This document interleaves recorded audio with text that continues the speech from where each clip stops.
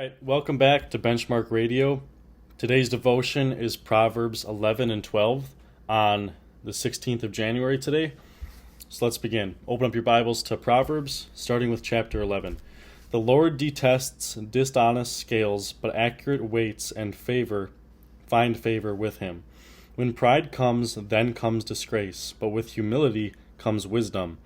The integrity of the upright guides them, but the unfaithful are destroyed by their duplicity. Wealth is worthless in the day of wrath, but righteousness delivers from death. The righteousness of the blameless makes their paths straight, but the wicked are brought down by their own wickedness.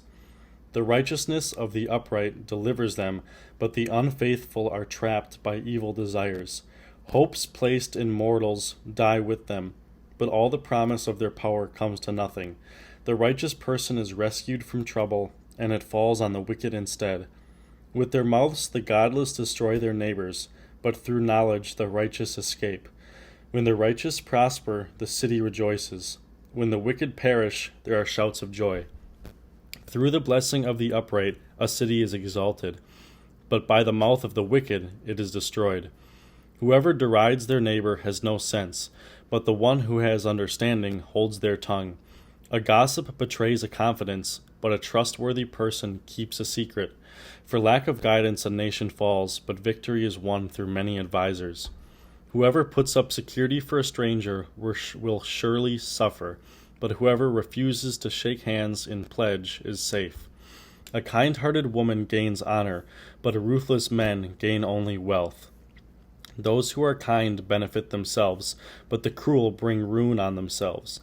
A wicked person earns deceptive wages, but the one who sows righteousness reaps a sure reward. Truly the righteous attain life, but whoever pursues evil finds death. The Lord detests those whose hearts are perverse, but he delights in those whose ways are blameless.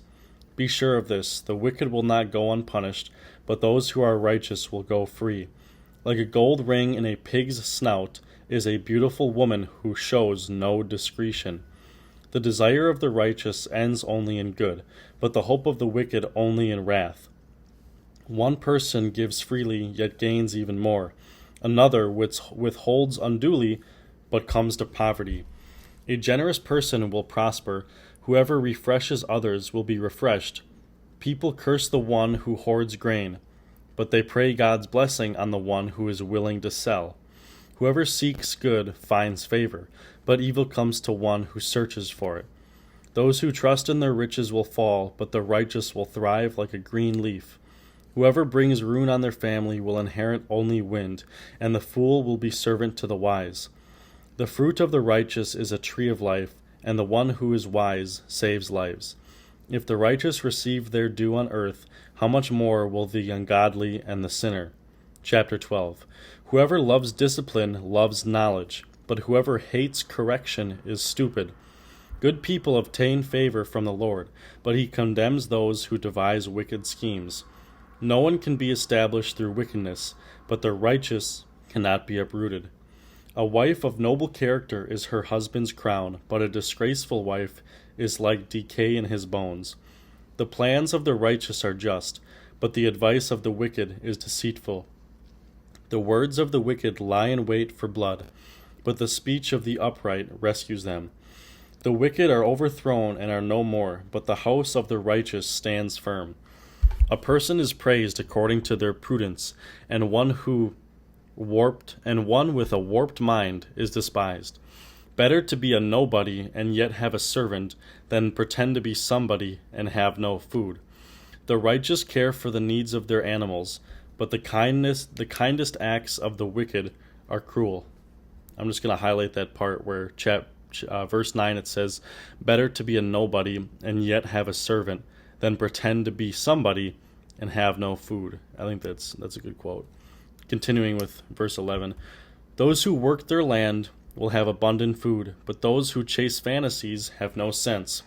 The wicked desire the stronghold of evildoers, but the root of righteous endures. Evildoers are trapped by their sinful talk, and so the innocent escape trouble.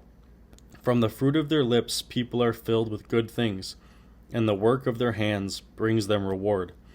The way of fools seems right to them, but the wise listen to advice. Fools show their annoyance at once, but the prudent overlook an insult. An honest witness tells the truth, but a false witness tells lies.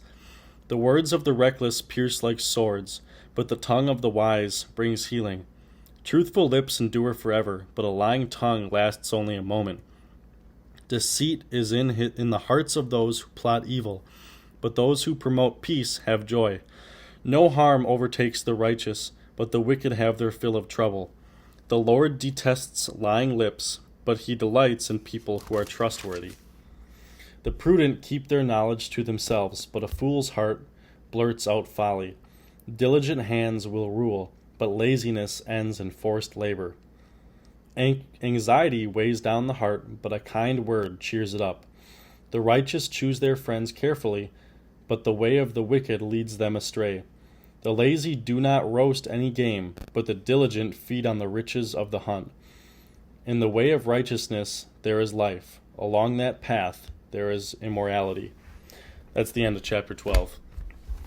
Some key points and some notes that I had from that reading was dishonest scales. In verse 1 of chapter 11, it says, "Dishonest scales are an abomination to the Lord, but a just weight is his delight."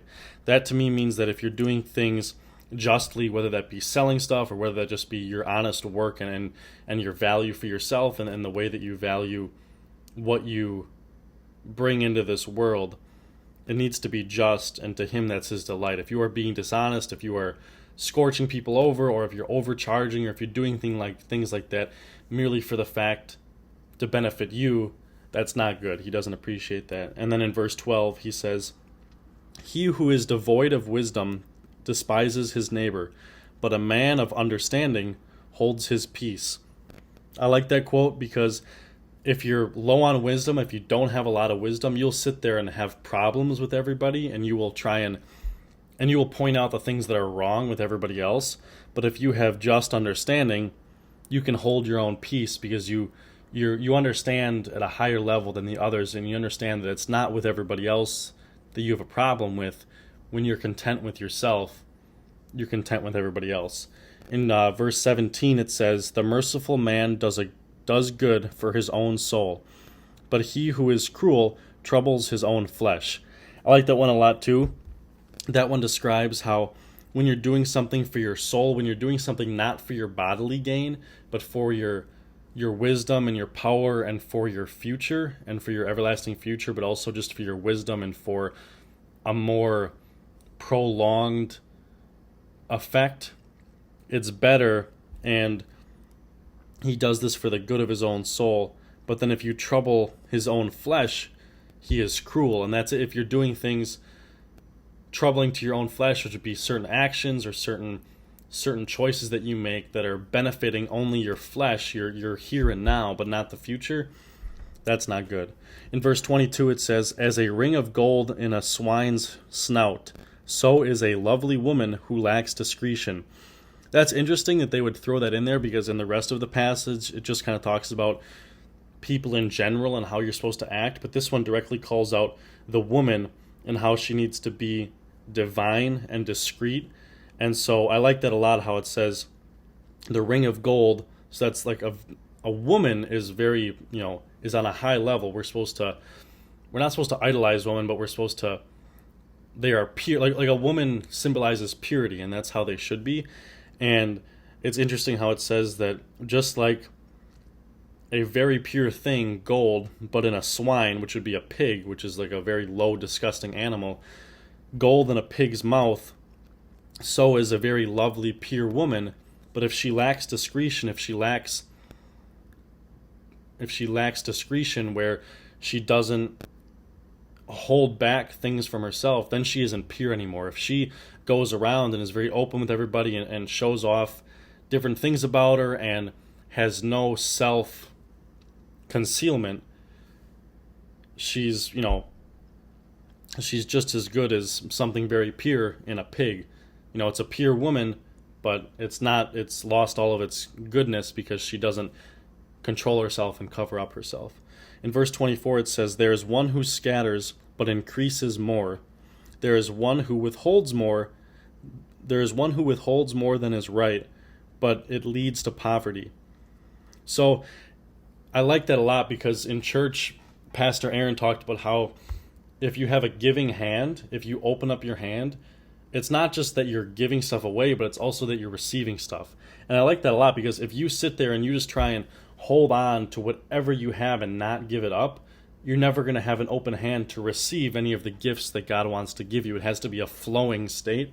So that I like that in verse 24 where it says, if you scatter, if you give and you benefit the people around you, you will increase more. But it says there is one who withholds more. So if you just take everything and keep it and hoard it to yourself, it leads to poverty. So that's a direct correlation there. In verse 24 again of the chapter 12, it says, "The hand of the diligent will rule, but the lazy man will be put to forced labor." So that's saying that regardless, you're going to have to do some sort of labor. You're going to have to be diligent. You're going to have to do some sort of work, regardless if you are diligent about it or if you're lazy about it. But if you're lazy, you're going to be forced to do it. But if you're diligent and if you know that this is what I need to do, if you're wise and you say, I need to do this, I need to work, to provide, to do these certain things, you will rule and you will have diligent labor. But if you're lazy, you will just be put to forced labor. So there's no getting away from working and for creating something with your life. You're going to have to do that regardless. You can't be lazy. But the difference is if you do it on your terms and if you're diligent about it and if you are the one running the ship saying, I need to do this, or if you're the one that's lazy and then you'll be put to forced labor. So those were the couple verses that stood out to me. Some of the challenge that I challenge you to do during the next day, during the next week, something that you can take from this to implement into your life is that you need to understand that there are rules you need to follow. I think that in these Proverbs, it's basically saying what's right or wrong. Every single verse said the same thing, but with different examples. And so I like that, but it's also very cut and dry. There's rules that you need to follow. If you're going to be a Christ follower, there's things you need to follow. It's not just, oh, you can follow God, but then you can sit here and do whatever you want. You actually need to live differently and change your way of living. And so you need to be honest, you need to have wisdom, you need to have just wisdom, you need to understand that you need to be learning and learning these things that God says. You need to have discretion, you need to be giving, and you need to be diligent about what you're doing. And it isn't easy, but it is black and white. And you need to go forth learning and applying these things. And that's all there is to it. You just need to sit here and understand that there's these things that you can do and these things that you can't do. And if you understand that, and if you make it an honest effort to learn that and to understand that, then every day you go forth and you have millions of choices, and then you just make the right decision and you put forth an effort to do that. And in the end, it says you will be the righteous will rule, and that's really all there is to it. So thanks for tuning in. Let me know if there's anything else you want me to do with this podcast. I'm trying to keep it very cut and dry, where it's just me sitting here reading the word, pointing out some things that stood out to me, and then I like putting in a challenge there because I like it when they do that at church where they say, here's what it's teaching us, this is what you're supposed to do. So I like that aspect of it. So let me know if you have any comments or concerns. You can find this on YouTube, you can find this on Spotify, Apple Podcasts, all of that kind of stuff, and just let me know what your thoughts on it. I'm curious. All right, have a good day.